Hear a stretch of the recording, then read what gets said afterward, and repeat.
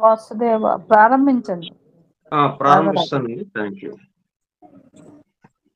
హరి ఆ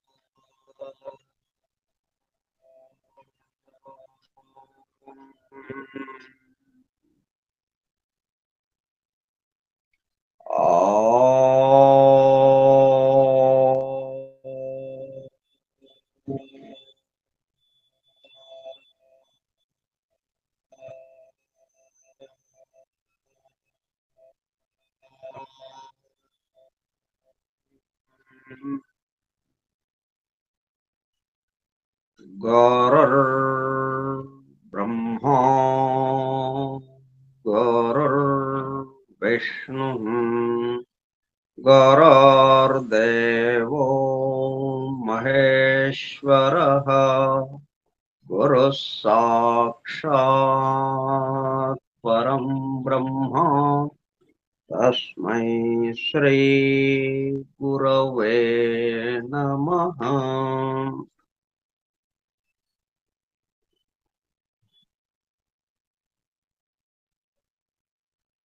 వాసుదేవ 22/7/2025 మంగళవారము రాత్రి 9 గంటల సమయం.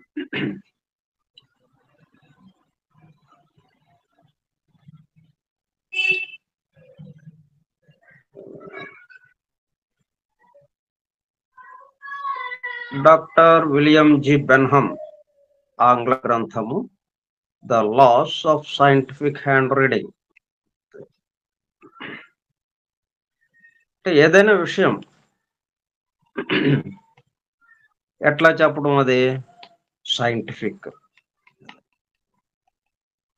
ఎందుకని సైంటిఫిక్ గా చెప్పాల్సి వస్తుందంటే సైన్స్ చాలా వేగవంతంగా ముందుకెళ్తుంది కాబట్టి. దాంతో సమానంగా ఆధ్యాత్మిక విద్య లేకపోతే వెనకబడిపోతుంది. అది ఆధ్యాత్మిక విద్య వెనకబడిపోతే మనం ఒక కాలుతో నడిచినట్టు అయిపోతుంది. కుంటి కాలుతో సైన్స్, అధ్యాత్మ విద్య ఈ రెండు కాళ్ళుగా మనం భావిస్తే చక్కగా నడవటానికి వీలవుతుంది. 2 పట్టాలు ఉంటే రైలు అలాగా హాయిగా వెళ్తుందో. ఐన్స్టీన్ కూడా అదే చెప్పింది. ప్రముఖ సైంటిస్టులు ఒక్క సైన్స్ పట్టుకోవటం కాదు, దాంతో పాటు అధ్యాత్మ విద్య కూడా మనం ఒకదాని పక్కన ఒకటి జంటగా వెళ్తూ ఉండాలి. అయితే అధ్యాత్మ విద్య తన ధోరణిలో తన దారిన తాను వెళ్లకుండా పక్కన ఏదుందో దాన్ని అనుసరిస్తూ కూడా, అంటే ఇప్పుడు సైన్స్ కి అందరం అలవాటు పడి ఉన్నాం. ఏదైనా విషయం చెప్తే దాన్ని రీజనింగ్ తో, అంటే హేతువుతో, కారణం చూపిస్తూ దాన్ని రుజువుపరుస్తూ చెప్పాల్సిన అవసరం ఏర్పడింది. ఇది ఇంతే, ఇది ఇట్లా ఉంది, నమ్మండి, నమ్మేమండి అని కొంతకాలం జరిగింది. అది ఇప్పుడు అట్లా నమ్మటం అనేది లేదు. నమ్మటం అంటే అది రుజువుపరచబడితేనే నమ్మటం జరుగుతుంది. అందుకని అధ్యాత్మ విద్య మొత్తం కూడా సైంటిఫిక్ గా వివరించడం మొదలు పడింది ద సీక్రెట్ డాక్టర్ గ్రంథం నుంచి. అంతకు ముందు వరకు విషయం చెప్పడం వరకే, దాని వివరణ అది ఉండేది కాదు. అది పెద్దవాళ్ళు చెప్పారు, దాన్ని నమ్ముతూ దాన్ని ఆచరిస్తూ వచ్చింది ఇంతకాలం. ఇంక ఇప్పుడు అట్లా కాదు. అందుకని సైంటిఫిక్ హ్యాండ్ రీడింగ్. అంటే శాస్త్రీయముగా రుజువుపరుస్తూ ఈ హ్యాండ్ రీడింగ్ అన్న శాస్త్రాన్ని శాస్త్రీయంగా మనకి రుజువుపరుస్తూ చెప్పబడినవి. దానికి సంబంధించిన నియమాలు ఏమున్నాయో, ఆ సూత్రాలు, ధర్మాలు, ఏ ధర్మాల ఆధారంగా అది నడుస్తుందో అలాగా చెప్పుకునేటప్పుడు కల్లా ఏమైంది, అధ్యాత్మ విద్య అదే ధర్మాలు, సైన్స్ అదే ధర్మాలు. దేనికైనా మూలం ధర్మము.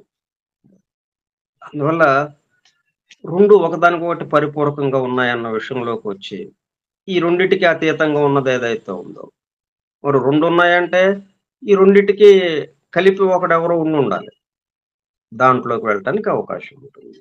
అందుకని the laws of scientific hand reading అని పేరు పెట్టాడు ఆయన రాసిన గ్రంథానికి. దాని ఆధారంగా 94లో శిక్షణా తరగతుల్లో బోధింపబడిన అంశాలు అది గ్రంథముగా ప్రచురణ పొందింది. ఆ గ్రంథంలో ఉన్న విషయాలను ఇప్పుడు మనం అధ్యయనం చేస్తున్నాం. సరే, ఇప్పుడు అరచేయి ఆకారానికి సంబంధించిన విషయాల్లోకి వచ్చాము. దాంట్లో మొదటిది నడక తీరు.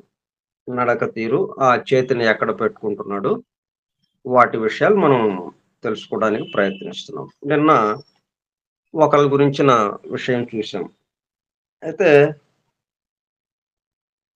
అది దాని గురించి మరలా కొంత వివరించుకుని ముందుకు వెళదాం.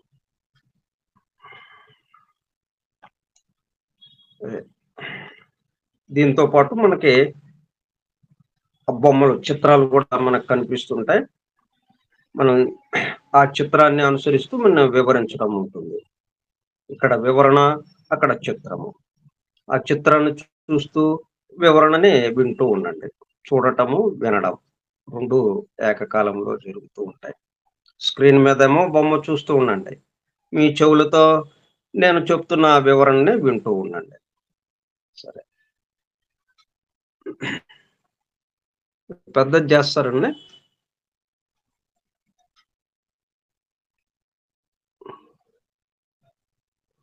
లేకపోతే అలాగే ఉంచుదామా?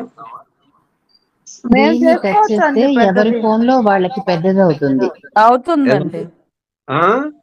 మేము పెద్ద టచ్ చేసుకుంటే స్క్రీన్ ఒకసారి టచ్ చేయండి, పెద్ద బొమ్మ అయిపోతుంది. ఎవరికి వాళ్ళు చేసుకోవచ్చు. పెద్ద చేయక్కర్లా. ఓకే, అంటే మీ కన్నుల యొక్క సునిశ్చిత దృష్టి ఇంకా సునిశ్చితమైందనమాట. Very good. చిన్నదాన్ని కూడా చూడగలుగుతున్నారు. Very good.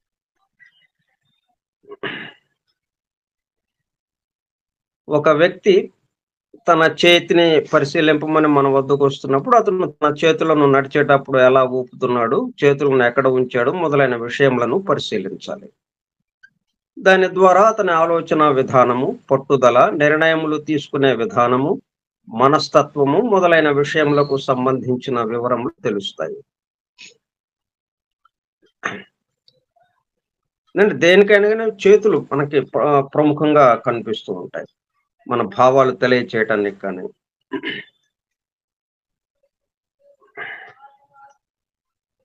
మనకి ఏదైనా వద్దు అనిపించాలంటే తల ఊపడం, లేకపోతే చేత్తో సంజ్ఞ చేయటం.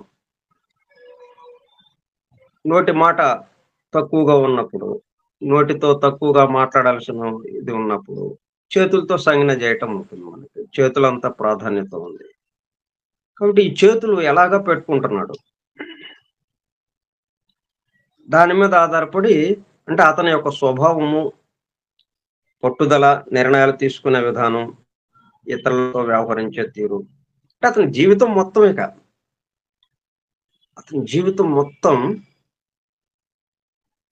ఆ చిన్న ఒక్క విషయంలో చేతులు ఎక్కడ పెట్టుకుంటున్నాడు దాంట్లో మనకి తెలిసిపోతుంది. అయితే మనకి అవన్నీ మనకి మనకి ఎదురుగా ఏది ఉంది, చేతులు ఎక్కడ పెట్టుకున్నాడు అనేది. చేతులు ఎక్కడ పెట్టుకున్నాడు అన్న దాన్ని చూసుకుంటూ మనం వాడి దగ్గరికి వెళ్ళాలి, వాడి మూలం దగ్గరికి. అంటే ఏ విధంగా వాడు ఆలోచిస్తూ ఉంటే ఈ చేతులు ఇలాగా పెట్టుకున్నాడు అన్నదానికి. కాబట్టి చేతులు ఇలాగ పెట్టుకున్నాడంటే అర్థం ఏంటి? వాడి ఆలోచన విధానం అలాగా ఉంది. వాడి ఆలోచన విధానం నుంచి నెమ్మదిగా ఆ బ్రెయిన్ నుంచి, ఆ నెర్వ్ సిస్టమ్ నుంచి చేతులకి ఆజ్ఞ అంది. ఆ చేతులను అక్కడ పెట్టుకున్నాడు.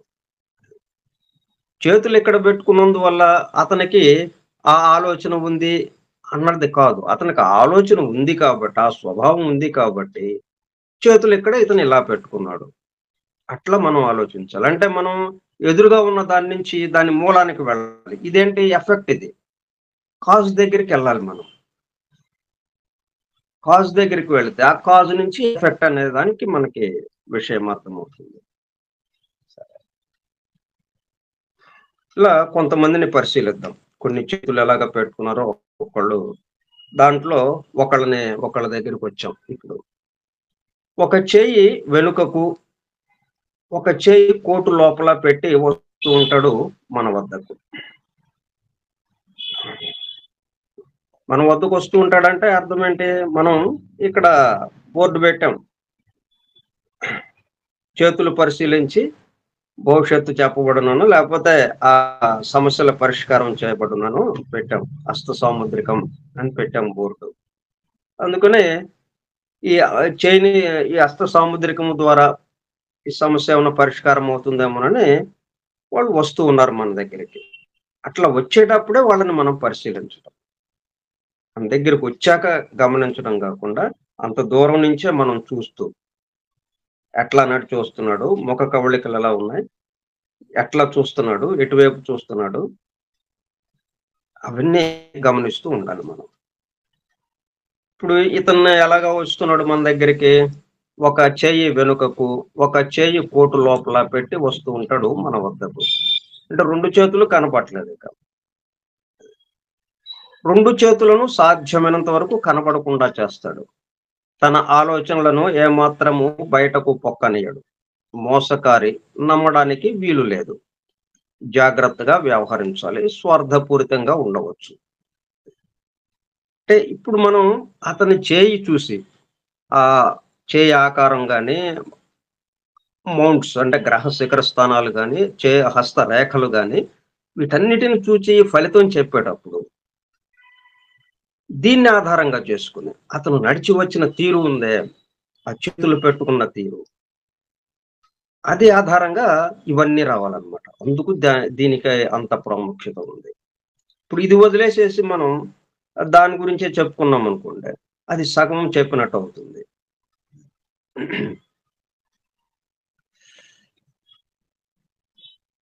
సరే, రెండో వ్యక్తిని చూద్దాం. చేతి వ్రేళ్లను కొంచెంగా గుప్పిట మూసి చేతులను దాయకుండా ఊపుకుంటూ వస్తుంటారు. తనకు వచ్చే చెడ్డ తలంపులను బయటకు పొక్కనీయడు.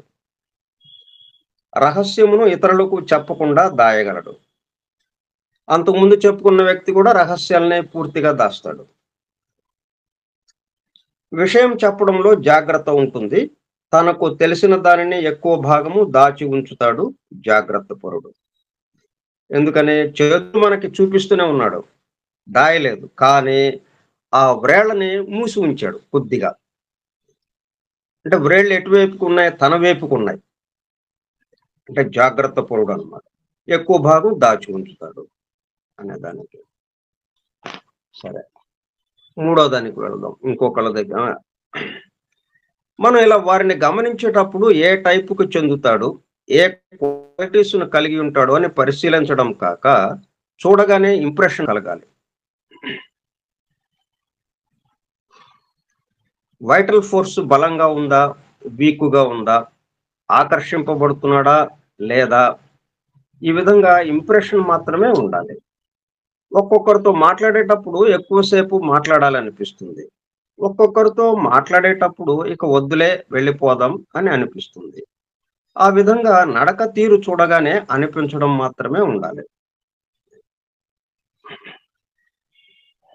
దాన్ని బేరీజు వేసుకోవటం, ఇది ఇలాగ ఉంది కాబట్టి అలాగా అని ఇట్లాగా లెక్కలు వేసుకుంటూ కూర్చుంటే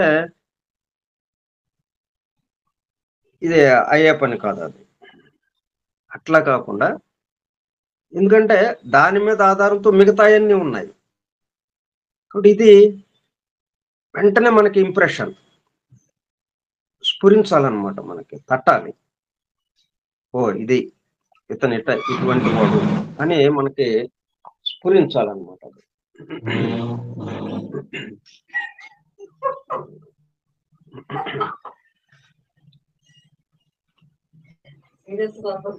ఆ విధంగా నడక తీరు చూడగానే అనిపించడం మాత్రమే ఉండాలి.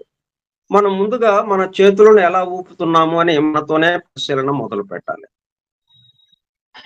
మనకు గల ఆలోచన విధానము మనకు తెలుసు కాబట్టి, ఎలాంటి ఆలోచన విధానం ఉంటే ఎలా చేతులు ఊపుతున్నామో పరిశీలించి ఇంప్రెషన్ ఏర్పరచుకోవాలి. మన తర్వాత మన స్నేహితులు, పరిచయస్తుల నడక తీరు పరిశీలిస్తుండాలి. ఇట్లా కొన్నాళ్ల పాటు మనం నడక తీరును పరిశీలిస్తుంటే మనకి ఇక అలవాటు అయిపోయి ఇది ఇలాగా అని వెంటనే మనకి ఇంప్రెషన్ పట్టడం జరుగుతుంది. సరే, మూడో వ్యక్తి చేతి వ్రేళ్లను పూర్తిగా తెరచి ఉంచుతాడు. మామూలుగా చేతులు ఊపుకుంటూ వస్తాడు. చేతులు ఊపడం ఎలాగుంటుంది? ఫోర్స్ తో కాక జీవం లేనట్లుగా ఉసూరుమని ఊపినట్లుగా ఉంటుంది. ఏంటన్నమాట? వైటల్ ఫోర్స్ తక్కువగా ఉంటుంది. ప్రాణశక్తి తక్కువగా ఉంటే ఇంకా ఉత్సాహంగా ఎక్కడికి వెళ్తాడు? దానివల్ల నిర్ణయములు చేయలేడు. ఒక ప్రణాళిక ప్రకారం జీవితం గడపడం ఉండదు. ఇతనికి ఏ చిన్న రహస్యం చెప్పినా మరుక్షణం ఇంకొకరికి అందజేయవలసినదే. ఎందుకంటే వ్రేళ్లు పూర్తిగా జారవిడ్చేశాడు, ఎక్కడ మూయటం లేదు. 2 చేతులు బాగా బయటకు పెట్టాడు.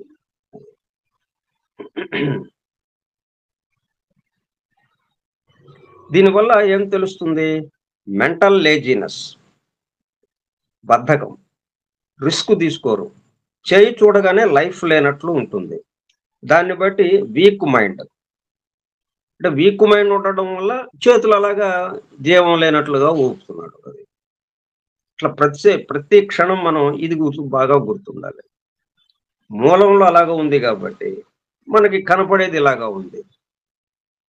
కనపడే దాన్ని బట్టి అతను అలాగా ఉంటాడు అనేది కాకుండా, అతను అలా ఉన్నాడు కాబట్టి మనకి ఇక్కడ కనిపించేది ఏదైతే ఉందో అది ఆ చేతులు ఊపడం అవి అలాగా ఉంటున్నాయి. ఇట్లా చేయడం వల్ల ఏమవుతుంది? మనం మార్పు చేసుకోవడానికి అవకాశం ఉంటుంది. మనం ఏమనుకుంటున్నాము? ఈ రేఖలు ఇలాగ ఉన్నాయి కాబట్టి మన జీవితం ఇలా తగలడింది, ఈ జాతక చక్రం ఇలాగ ఉంది కాబట్టి, జాతకంలో ఇట్లాగా గ్రహాలు ఈ పరిస్థితులు ఇలాగ ఉంది కాబట్టి మన జీవితం ఇలా తగలడింది అన్న భావం. అట్లా కాకుండా ఇది ఎందుకుంది అని అంటే, మనల్ని బట్టి హస్తరేఖలు, మనల్ని బట్టి జాతక చక్రం. కాబట్టి నిన్నటి దాని యొక్క ఫలితముగా ఈ రోజు నడుస్తుంది. అందువల్ల ఆ జాతక చక్రం అలాగ ఉంది, హస్తరేఖలు ఇలాగ ఉన్నాయి. ఓకే, కానీ రేపు మరి ఇవాళది రేపు, నిన్నటిది నేడు అయినప్పుడు నేటిది రేపు. కాబట్టి రేపు మన చేతుల్లో ఉంది. అంటే మనం పట్టుదలతో కొంత మార్పు చేసుకోవడానికి అవకాశం ఉంది. మన జీవితాన్ని చుక్కాని మన చేతిలోనే ఉంది. పడవ ప్రయాణానికి సంబంధించి ఏ దిక్కున వెళ్ళాలి అనే దానికి చుక్కాని మన చేతిలోనే ఉంది. చుక్కాని ఎవరి చేతిలోనూ లేదు, పడవ ఉన్నవాడి చేతిలో ఉంటుంది. దీన్ని పడవ నడిపేవాడిది కాకుండా బయట ఎక్కడో ఉండి చుక్కాని నడపరు కదా, ఇదైనా రిమోట్ కాదు కదా. కాబట్టి చుక్కాని మన దగ్గరే ఉంది అన్న విషయాన్ని బలపడటం కోసం ఇది మరీ చెప్పుకుంటున్నాను. ఇది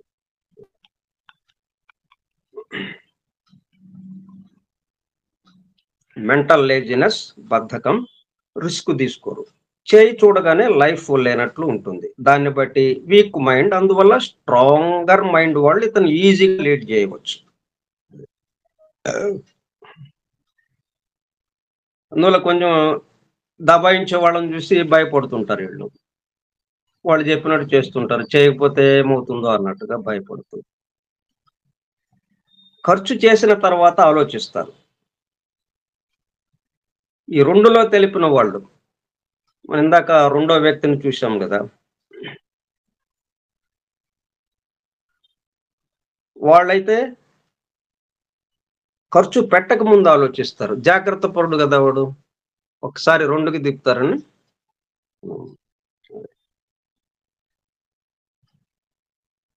రెండోది. వాళ్ళేంటి వ్రేళ్ళను కొంచెం గొప్పిట మూసి చేతులను దాయకుండా ఊపుకుంటూ వస్తుంటారు. జాగ్రత్త ఉంటుంది. జాగ్రత్త పరుడు. అంటే ఖర్చు చేయకముందు ఆలోచించి ఖర్చు చేయటం ఉంటుంది. వీళ్ళ దగ్గరేంటి మొత్తం వదిలేసాడు వీళ్ళని. దానివల్ల ఏమైంది? ఖర్చు చేసిన తర్వాత ఆలోచిస్తారు. అరే! డబ్బులయిపోయినాయే అంటాడు. సరే. ఇక 4గో వ్యక్తి. గుప్పిట మూసి పూర్తిగా మూసేస్తాడు గుప్పిట. నెమ్మదిగా చేతులను ఊపుతూ వస్తారు. గట్టి పట్టుదలతో ఏదైనా సాధించగలరు. అంటే మనస్సులో గట్టి నిర్ణయం తీసుకుని పని చేయడానికి సిద్ధంగా ఉన్నారు. వైటల్ ఫోర్స్ ఎక్కువ. అంటే వేళ్ళు వాళ్ళ కంట్రోల్‌లోకి వచ్చేసినాయి ఇక. అంతకుముందు వేళ్ళు జారిపోయినాయి. వేళ్ళ మీద కంట్రోల్ లేదు అంతకుముందు. అంటే వాళ్ళ మైండ్ యొక్క పరిస్థితిని బట్టి వేళ్ళు జారిపోయినాయి. ఇప్పుడు మైండ్ చాలా స్ట్రాంగ్‌గా ఉంది. దాంతో ఏమైంది? వేళ్ళు తన అధీనంలోకి వచ్చేసినాయి. గట్టిగా మూసేశాడు. గుప్పిట మూసి నెమ్మదిగా చేతులను ఊపుతూ వస్తారు. గట్టి పట్టుదలతో ఏదైనా సాధించగలరు. అంటే మనస్సులో గట్టి నిర్ణయం తీసుకుని పని చేయడానికి సిద్ధంగా ఉన్నారు. వైటల్ ఫోర్స్ ఎక్కువ. అప్పుడు మనం అతని రేఖలు చూసినప్పుడు life line, head line, heart line వాటిని చూసినప్పుడు దీనికి అనుగుణంగా దాని యొక్క ఫలితాలు మనం చెప్పడానికి వీలవుతుంది. అట్లాగే గ్రహ శిఖర స్థానాలు చూసినప్పుడు, అలాగే చేయి ఆకారానికి సంబంధించి మిగతా విషయాలు చూసినప్పుడు ఈ విషయం మనకి ఎంతో ఉపయోగపడుతుంది. అన్నిటికీ దీన్ని జత చేస్తూ చూడటం మనం. ఎందుకంటే ఇది ప్రముఖంగా ఇతను పట్టుదలతో నిర్ణయం తీసుకోవటం, దానికి అనుగుణంగా అడుగులు వేయటం. పనిచేయటానికి సిద్ధముగా ఉన్నాడు. సరే. ఇంకా 5వ వ్యక్తి. ఒక చేయి నడుంపై ఉంచి, ఇంకొక చేతిని ఎదర రొమ్ముపై ఉంచి వయ్యారంగా నడిచి వస్తే ఆర్టిస్టిక్ క్వాలిటీస్ ఉంటాయి. ఎక్కువగా లేడీస్‌లో గమనించవచ్చు. పురుషులలో కూడా ఉండవచ్చు. అందమైన వస్తువులంటే ఇష్టత, ఊహాలోకంలో ఉంటారు. కదలికలో అందం, ఆకర్షణ ఉంటుంది. ఆర్ట్‌కి సంబంధించి సంగీతము, నృత్యము, చిత్రకళ ఇట్లా వీటిల్లో అభినవేశం ఉంటుంది. అంటే ఇటువంటి వాళ్ళకి వీటికి సంబంధించిన ఈ కళా రంగాల్లోకి వీళ్ళని పంపిస్తే చక్కగా దాన్ని అందుకోగలుగుతారు వీళ్ళు. సరే. ఇక 6వ వ్యక్తి.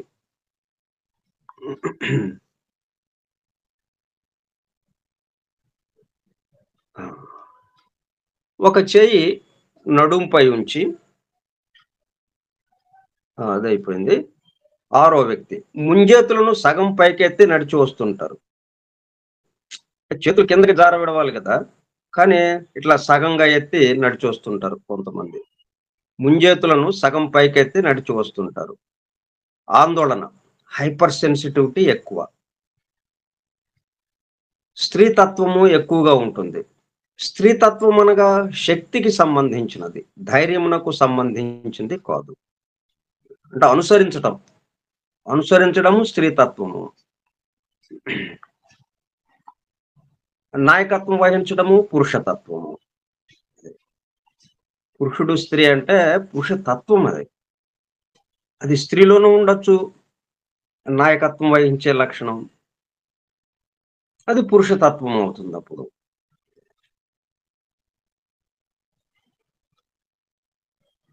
అంటే ఎక్కువ వీళ్ళు ఏంటంటే ఆందోళన, హైపర్ సెన్సిటివిటీ ఎక్కువ.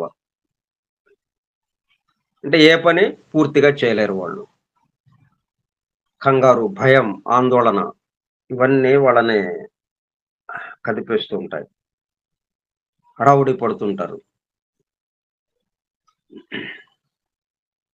అంటే చేతులు ఇలా పైకి సగం పైకెత్తి ఉంచినప్పుడు అలాగ ఉంటుంది.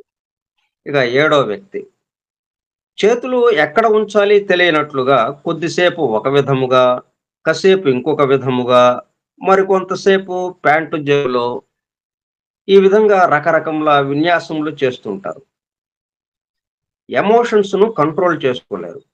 అస్థిరత, నిర్ణయములు చేయలేకపోవడం ఉంటుంది. వీరిని సరైన మార్గంలో నడపగలిగిన వారు ఉంటే చక్కగా జీవితమును గడపగలరు. ఇక ఎనిమిదో వ్యక్తి చేతులు దేనికి తగలకుండా జాగ్రత్తగా దూరంగా ఉంచుతారు. ఏదైనా వస్తువు తగిలితే వెంటనే చేతిని వెనక్కి లాగేసుకుంటారు. అనుమానం ఎక్కువ. పరిశ్రమలను జాగ్రత్తగా గమనిస్తుంటారు. ఇక తొమ్మిదవ వ్యక్తి ఒక చేతిని జేబులో దూర్చి ఇంకొక చేతితో జేబు రుమాలను కానీ, చొక్కా గుండీలను కానీ, తాళపు చెవుల గుత్తిని గాని సర్దుతూ వస్తుంటాయి. నెర్వస్‌నెస్, కొత్త పని చేయబోయే ముందు ఆందోళన, కంగారు. నెక్స్ట్ పదో వ్యక్తి 2 చేతులను దగ్గరకు చేర్చి పొట్టపై ఉంచి వస్తుంటే సంఘటనలకు ఏమాత్రము చలించరు. ప్రశాంతంగా ఉంటారు. వీరితో వ్యవహరించేటప్పుడు మనం ఏమాత్రము హడావుడి పడవలసిన అవసరం ఉండదు. అంటే ఇది తమాషా ఏంటంటే అవతల వాడు ప్రశాంతంగా ఉంటే మనం కూడా ప్రశాంతం అయిపోతాం. అవతల వాడు గడబిడగా, గందరగోళంగా, కంగారుగా, ఆందోళనగా ఉంటే అది మనకి అంటుకుని మనం ఆందోళన పడాల్సి వస్తుంది. అందువల్ల మనం ప్రశాంతంగా ఉంటూ వాళ్ళ ఆందోళనని మనకి తగలనీయకుండా మనం ప్రశాంతంగా ఉంటేనే వాళ్ళకి చెప్పగలుగుతాం. వాళ్ళకి పరిష్కారాలు చూపించగలుగుతాం. వాళ్ళతో పాటు మనం కూడా కంగారు, గందరగోళం, ఆందోళన పడిపోతే ఇంక వాళ్ళకి చెప్పడం అది చెప్పలేం సరిగ్గా. అందువల్ల వాళ్ళయి మనకి ఇప్పుడు ఇవన్నీ ఎందుకు చెప్పుకుంటున్నాం? మనం ప్రశాంతంగా ఇక్కడ కూర్చొని గమనించే వాళ్ళంగా ఉన్నాం. వాడు కంగారు పడుతుంటే కంగారు పడేవాడు. అంతేను మనం కంగారు పడటం కాదు. భయపడటం. భయపడేవాడు. ప్రశాంతంగా వచ్చారు. సరే అది బాగానే ఉంటుంది. అది ఇబ్బంది లేదు ఎవరికీ.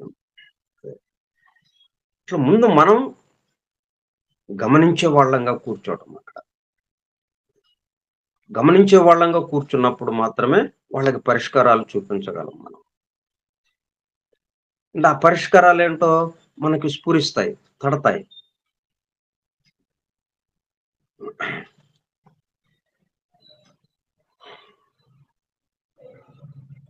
వీరితో వ్యవహరించేటప్పుడు మనం ఏమాత్రం హడావుడి పడవలసిన అవసరం ఉండదు. ఇక 11వ వ్యక్తి 2 అరచేతులు గుప్పిట మూసి చేయి వెనుక భాగమును ముందుకు కనబడేటట్లు త్రిప్పి చేతులను దూరంగా విసురుతూ నడిచి వస్తుంటే మొద్దు మనస్తత్వం, దెబ్బలాటలకు సిద్ధంగా ఉంటారు. ఇప్పుడు వాడికి ఏదైనా చెప్పినప్పుడు వాడికి వ్యతిరేకంగా ఏదన్నా ఉంటే మనతో తగాదా అన్నట్టుగా మనల్ని కొడతాడేమో అన్నట్టుగా ఉంటుంది అన్నమాట. ముద్దు మనస్తత్వం అంటే వాళ్ళకి తగినట్టుగా మనం ఇదంతా ఏంటి వాళ్ళ స్థాయికి మనం నెమ్మదిగా దిగి వాళ్ళని బుజ్జగిస్తూ వాళ్ళ బాధల్లో నుంచి మనం బయటికి తీసుకురావటం వాళ్ళని. అంటే ఎదురుగా కూర్చున్నవాడు మనవాడే అన్న భావన వచ్చిన వాడికి కలగాలి. చేయి చూపించుకోవడానికి వచ్చిన వాడికి వీడు మనవాడే మనకి సహాయం చేయగలడు, ఇతను మనకి దారి చూపించగలడు అన్న నమ్మకము, విశ్వాసాన్ని కలిగించాలి. కలిగించాలంటే అతను ఏంటి నువ్వు ఇట్లాగా అన్నట్టు కాకుండా అతనితో సానుకూలంగా నువ్వు కరెక్టే, నీ ఆలోచన కరెక్టే అన్నట్టుగా అతని వైపు నిలబడి అతన్ని సపోర్ట్ చేస్తున్నట్టు మాట్లాడుతూ నెమ్మదిగా ఆ మచ్చిక చేసుకుని వాడిని ఎటువైపుకి తీసుకురావాలో అట్లాగా చేయటం. వాడికి పరిష్కారం ఎట్లా ఉందో ఆ పరిష్కారాన్ని చెప్పడం. అందువల్ల ఇట్లా రకరకాల వాళ్ళు ఉంటారు. మనం రకరకాల వాళ్ళగా మారిపోకూడదు. మనం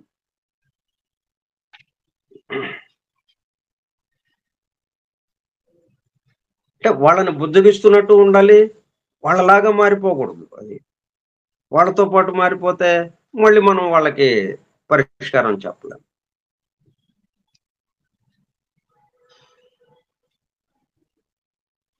పన్నెండో వ్యక్తి మోచేయి నుండి వ్రేళ్ల భాగం వరకు, అంటే ఫోరారం ముంజేయి కొంచెం పైకి ఎత్తి ఒక చేత్తో ఇంకొక చేతిని రుద్దుకుంటూ లేక నలుపుకుంటూ వస్తే జర్రున జారిపోయే మనస్తత్వం. నమ్మడానికి వీలు లేదు, ఏమాత్రం ఆధారపడడానికి వీలు లేదు.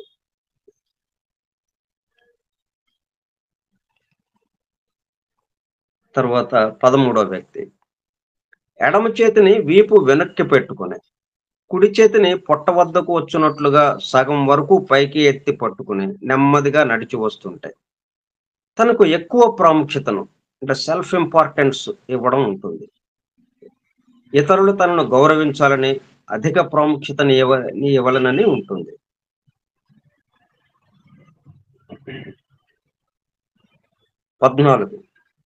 14వ వ్యక్తి చేతులను జీవం లేనట్లుగా, ఇంకొంచెం జరపండి. చేతులను జీవం లేనట్లుగా వదిలేసి ఊపడం తక్కువగా ఉంటే పూర్తిగా భౌతిక స్థాయికి చెంది ఉంటారు. తన విషయం గురించి కాకుండా తన సమీప బంధువుల గురించి వివరాలు అడుగుతూ ఉంటాడు. ఇతరులు వృద్ధిలోకి వస్తుంటే ఓర్చుకోలేరు. ఇది వీడి విషయం. ఇక 15వ వ్యక్తి, ఇక్కడితో ఇది అయిపోతుంది కాబట్టి ఇది కూడా చెప్పుకొని ముగిద్దాం. ఒక చేతిలో ఇంకొక చేతిని దూర్చి వీపు వెనకానించి సునిశ్చితమైన చూపుతో ఆ పరిసరాలను గమనించుతూ వస్తుంటే చాలా జాగ్రత్తగా ఉంటారు. Very alert. తన చుట్టూ ఏం జరుగుతోంది అని కీన్ గా అబ్జర్వ్ చేస్తుంటారు. చిన్న వస్తువును కూడా తన దృష్టిలో నుండి పోనివ్వరు. చేతులను ఎలాగైతే కనపడకుండా ఉంచుతున్నారో అలాగే తన మనస్సులో విషయములను బహిర్గతం చేయరు. ఈ విధంగా పరిశీలించి వీటిని మిగతా అంశములతో జత చేసి చూడాలి. అంటే ఇంకా 15, మొత్తం 16 అంశాలు కదా ఈ చేయి ఆకారానికి సంబంధించి. మిగతా 15 అంశాలతో దీన్ని కూడా జత చేస్తూ మనం జాగ్రత్తగా పరిశీలిస్తే వాడికి ఆ పరిష్కారానికి మనకి దారి దొరుకుతుంది. ఇట్లా ఉన్నాడు కాబట్టి ఎలా చేస్తే బాగుంటుంది అన్నదానికి మనం సలహా ఇవ్వటానికి వీలవుతుంది. ఓకే, ఇంకా మిగతా విషయాలు మనం రేపు చెప్పుకుందాం. ఇట్లా చేతులు ఊపడం అనేది దానికి సంబంధించి ఇంకా కొన్ని వివరాలు మనం రేపు చెప్పుకుందాం. స్వస్తి ప్రజాభ్యః పరిపాలయంతాం న్యాయేణ మార్గేణ మహీం మహిషాః గోబ్రాహ్మణేభ్యః శుభమస్తు నిత్యం. లోకాః సమస్తాః సుఖినో భవంతు. లోకాః సమస్తాః సుఖినో భవంతు. లోకాః సమస్తాః సుఖినో భవంతు. ఓం శాంతి శాంతి శాంతి. వాసుదేవ.